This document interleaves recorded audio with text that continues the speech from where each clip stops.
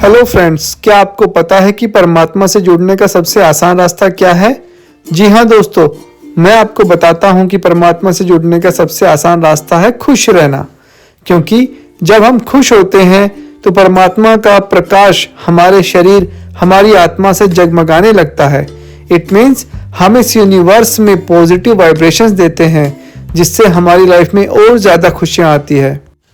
लेकिन दोस्तों, आज के इस मॉडर्न वर्ल्ड में सबसे बड़ी दुर्भाग्य की बात यह है कि आज हैप्पीनेस को सबसे नीचे के पायदान पर रखा जाता है। आज किसी का ये गोल है ही नहीं, बल्कि इंसान मैटेरियलिस्टिक चीज़ों के पीछे भागने में लगा है। लेकिन दोस्तों, जिस दिन आपने खुश होना सीख लिया, हैप्पी रहना सीख लिया, तो दुनिया के सारे गोल्स आपके कदमों में आके गिरेंगे। आज ज़्यादातर इंसान इसलिए फ्रस्ट्रेशन, एंजाइटी और डिप्रेशन में है क्योंकि उसके ब्रेन में हैप्पीनेस के केमिकल्स ही नहीं है। ये मैं नहीं, रिसर्च कहती है। इसकी वजह से इंसान की क्रिएटिविटी और प्रोडक्टिविटी भी कम होती जा रही है। आज इंसान के रिलेशनशिप्स में इतनी प्रॉब्लम इसलिए है क्योंकि हम लव को फील करना ही भूल गए हैं।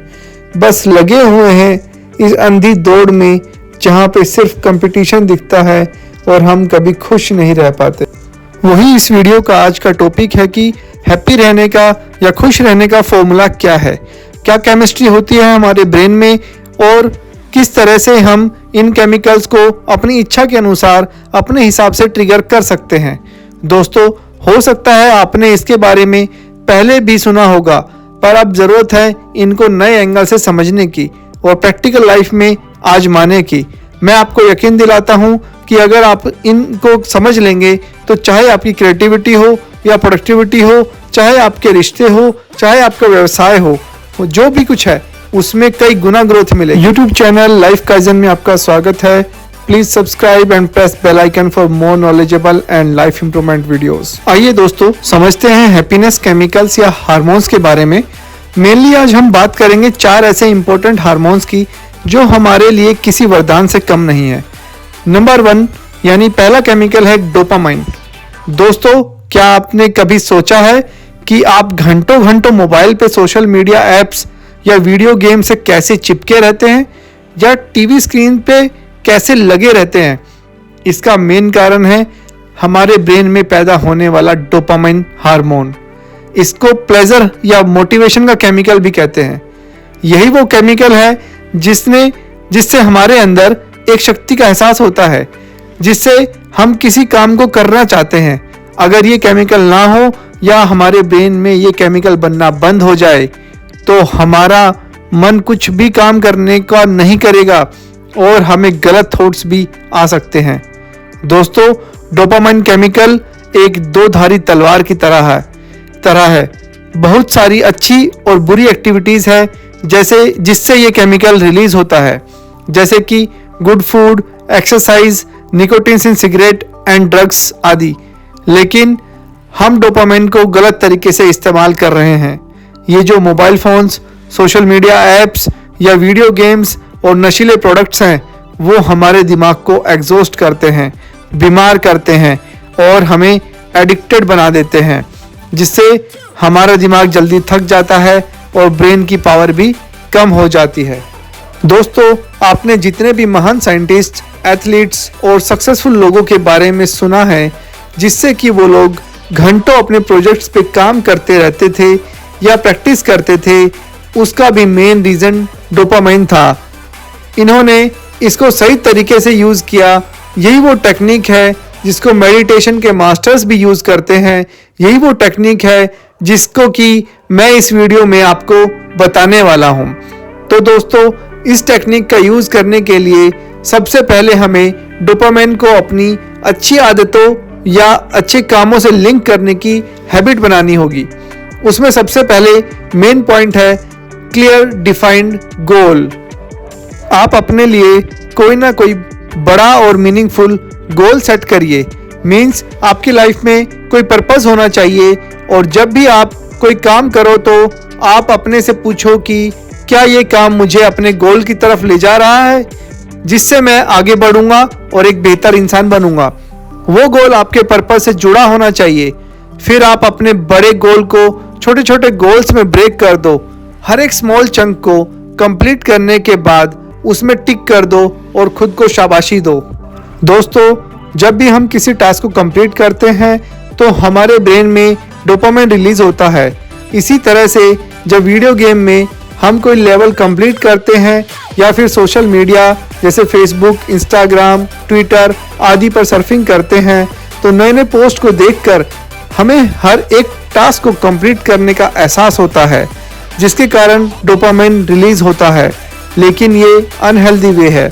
वहीं दूसरी तरफ जब आप अपने गोल के साथ स्टिक रहते हैं, आप डिसिप्लिन में रहते हैं, आप ऐसे गोल के लिए काम करते हैं जिससे कि सबका फायदा होगा और आप इम्प्रूव करते हैं, तो ये डोपामाइन ऑटोमेटिकली रिलीज होगा। आप इंस्पायर्ड रहेंगे, मोटिवेटेड रहेंगे। तो दोस्तों, अब बात करते हैं नेक्स्ट हार्मोन की। Number 2, oxytocin. दोस्तों, आपने अपने आसपास काफ़ी लोग जो अकेले रहते हैं या जिनको अकेलापन होता है वो ज़्यादातर उदास या डिप्रेशन में देखे होंगे। उनका खुश न रहने का मेन रीज़न है उनके ब्रेन में ऑक्सीटोसिन हार्मोन की कमी होना। जी हाँ दोस्तों, ऑक्सीटोसिन हार्मोन को लव केमिकल भी कहते हैं। ये तब रिलीज होता है जब हम किसी को प्यार करते हैं या पसंद करते हैं। दोस्तों, आजकल इतने सारे डाइवोर्स क्यों हो रहे हैं? लोग रिश्तों को तोड़ने में जरा सा भी नहीं सोचते हैं। बाप अपनी बेटी को छोड़ रहा है, बेटा अपने बाप को डिस्ट्रॉय कर रहा है। हर जगह एंगर, नफरत और जेलसी है। इसका कारण है हमारे हृदय में प्रेम या करुणा की कमी। जब तक हमारे दिल में ये लव एंड कंपैशन नहीं होगा तो हम सही मायने में इंसान कहलाने के लायक भी नहीं हैं।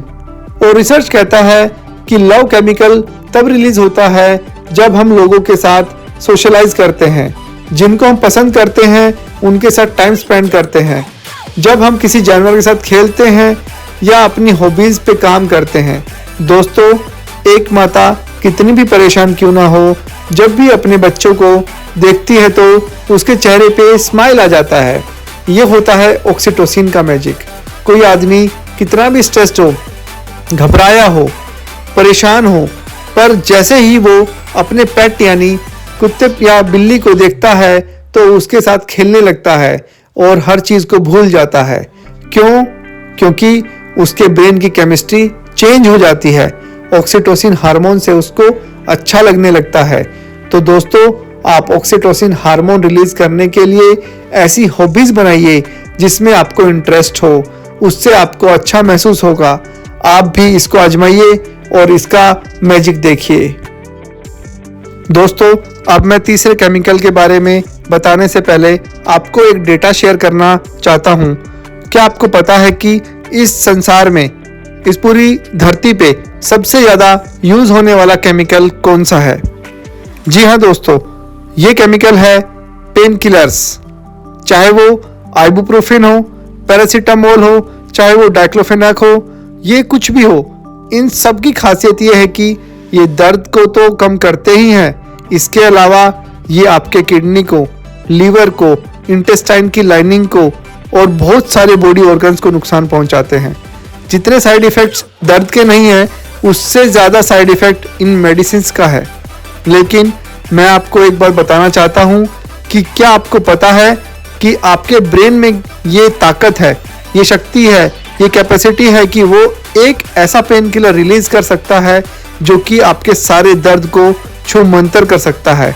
इसके अलावा ये आपको एनर्जेटिक रख सकता है, शक्ति दे सकता है, इतना मोटिवेटेड और इंस्पायर्ड रख सकता है कि चाहे जो भी हो आप स्ट्रेस्ड नहीं होंगे, आप एंजाइटी को आसानी से झेल लेंगे।